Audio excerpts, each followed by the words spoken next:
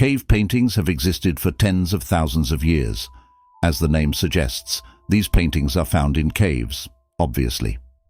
A very well-known place where many cave paintings can still be found today is the Lascaux cave in France. The cave is especially known for its many Paleolithic paintings, primarily depicting large animals like bulls, horses, and deer, created between approximately 17,000 and 15,000 years ago. Key paintings include the Hall of Bulls, with its huge, twisted perspective aurochs, and various scenes with numerous horses and stags. But there is one painting in the Lascaux cave that stands out. We are talking about this specific painting.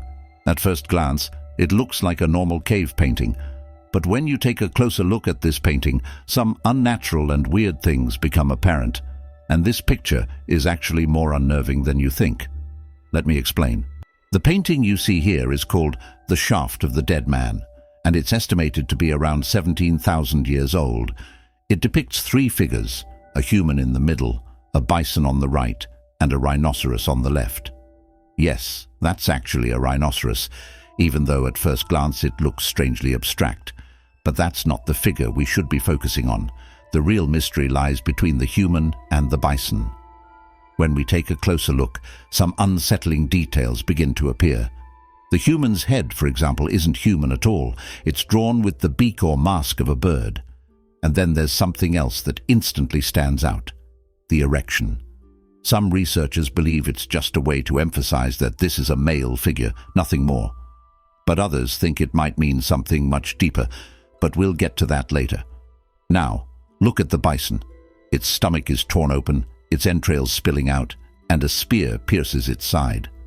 Next to the human, there's also a staff topped with a bird, as if marking the scene like a ritual symbol. But what does all of this mean? How can we interpret this painting?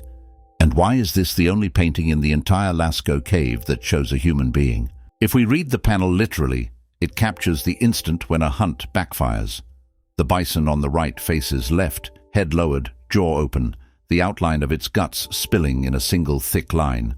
A wound line. A heavy spear or javelin is drawn diagonally across its flank. You can see the shaft and a darker head. Even without blood, the artist gives us direction. Something brutal happened to the bison. But what about the human figure? He's drawn as a stiff stick figure, arms flung out, legs straight, toes up. An unnatural, plank-like posture you get from being knocked backward. The head is simplified to a beak shape. We'll argue about that in a second. The controversial erection may actually be a death marker. Prehistoric artists sometimes used it to underline violent death. It's a reflex the living would have witnessed and remembered. It isn't sensual, it's diagnostic. This man is not asleep. Below the man, the famous bird on a staff stands like a field marker. Think of a clan totem, a rally stick, or even a rest for an atlatl, a spear thrower. And the rhino, not random. On the left, the rhinoceros walks away, tail down, leaving a little line of droppings. Some argue that the rhinoceros was involved in the fight and got badly injured. The little droppings are meant to represent blood. That tiny, almost comic detail is strangely persuasive. It screams, someone saw this. It could also mean the rhino is exiting the frame as the bison-human collision peaks, like the last witness leaving the kill zone. Put together, the panel reads like the worst possible end to a multi-animal drive. One spear hits true, but breaks. The wounded bison charges. The hunter is gored or flattened. You are locked in the four objects that mattered in that heartbeat: bison, man, spear, staff, and the quiet note of the rhino who wants no part of this. Even the bird head can stay literal here. In many groups, hunters painted themselves with animal masks to stalk or to ritually become the quarry. The beak may be a mask or face paint motif, not a transformation. In other words, this is a caution picture. You hunt to eat, but prey can kill you back. Maybe that's why this is the only human in Lascaux, because a human body is bad luck to paint unless the story demands it. Now flip the lens. What if this is not reportage but ritual cartography, a map of crossing drawn from the inside of a trance? What if the head isn't a mask but a metamorphosis? In many trance traditions, the traveler becomes a bird, the creature that crosses realms. The human's bird head signals that his mind has already left the ground body. He's rigid not from trauma but from ecstasy. the body fallen while the spirit flies? And what if the bird staff is no gear, but an axis? Set upright like a miniature pillar, the bird-topped staff reads as an axis mundi, a little world tree in the dust. The perch the spirit uses to rise, a power object planted at the threshold. Its simplicity is the point. You don't decorate a ladder, you climb it. Now let us talk about the two animals again. Some theories suggest that the bison in this painting is not just meant to represent the animal itself, but also a gate. The opened belly and visible entrails cease to be gore and become a door. Across cultures, initiates enter an animal, death and rebirth through a womb that is also a grave.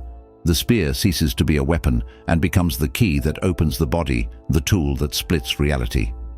But why the rhino? And why the droppings? Because trance isn't a dream that floats free. It is stitched to the ordinary. The rhino's mundane exit and little scat trail anchor the vision, two worlds sharing one wall. One animal embodies the profane, plodding away. The other is sacred, split open to make a passage. The viewer is asked to hold both. And there is also still the erection. How can we interpret that? In a ritual reading, it's the life charge that refuses to go out, the body's vital spark peaking as the soul departs. It's an index. The artist is saying, this is the moment of maximum power. This panel sits down a narrow pit, away from the grand galleries. To see it, you descend, you perform the underworld journey yourself, or to put it less dramatically, you jump down a hole. The cave's architecture becomes part of the ritual technology. Climb down, cross over, climb back. The image instructs a movement of leaving and returning. I know this all sounds very strange, and I myself don't know what to make of these theories. If the painting is really meant to just show a brutal hunting scene, it is quite recognizable, but we cannot definitively interpret the spiritual and ritual interpretations as correct. That's why they are, in fact, interpretations. If you want my opinion, I think all these theories are a bit far-fetched. I'm not saying they're wrong. However, if someone really wanted to express something spiritual or ritualistic with this image, they certainly could have depicted it better in some other way. But since the image is already 17,000 years old, we obviously can't ask the creator what the message of the painting is. Animals have always been a subject of spiritual significance and hunting. In this painting, however, I think it becomes clear that the spiritual aspect refers to human and not to both of the animals. If we combine both aspects, the hunt and the spiritual, then I would interpret the painting as follows. The man and the bison were both severely wounded during the confrontation and are near death. The bird mask worn by the man symbolizes his impending death. Like a bird, he ascends into the sky. The staff with the bird's head represents his soul, which has separated from his body.